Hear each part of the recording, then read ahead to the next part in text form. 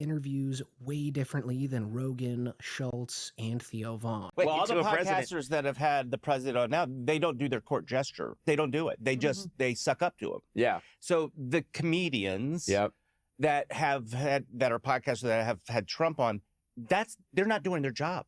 It's tough now because the podcasters have become just ass kissers for the politicians, right? They don't challenge them.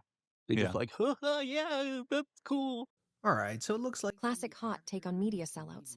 Everyone's thinking. I mean, you know, I know that this in any way was just you doing your comedy, but you were so rude as that person. Right.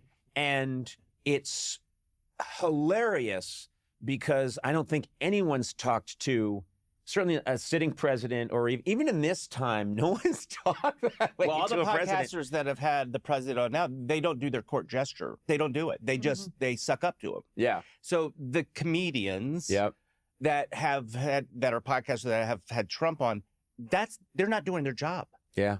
Yeah. That's not the job of a comedian. You are to challenge. Yeah. You are to make uncomfortable. You're not to sit there and fake laugh. Yep. That is not the job of the court jester. Yeah. Period. So there is a difference. Somebody yesterday was talking to me about that, about, you know, political influence through comedy and all that stuff.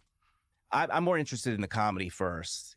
Median. Then, on the other hand, with Rogan and Schultz and even Akash Singh, rest in peace, not only did they brown-nose Trump to no end, but they also try to be like pseudo-political journalists, which unsurprisingly just resulted in Trump taking control of the conversation, as they have absolutely zero experience in that field. So Trump essentially took advantage of classic pod envy. Trump owns every room.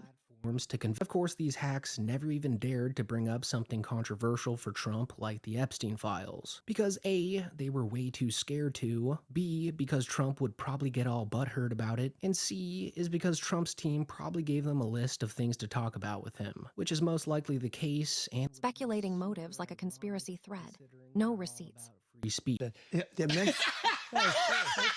No, they're meant for. Another humiliating aspect of these Trump podcasts was that after they gave him their full support and helped him get elected, they immediately flip-flopped on Trump after seeing how he's now straight-up speedrunning thermonuclear war, protecting Bibi and the Epstein class, and doing flip-flop narrative with spicy, thermonuclear spin, pure team sports take. It's usually respectable and mature to be able to admit that they made a mistake with who they voted for and change directions after realizing, but the fact that Trump was in office doing these same things for 4 years straight before going on to these podcasts just shows you that they're flip-flopping in order to save face more than anything else.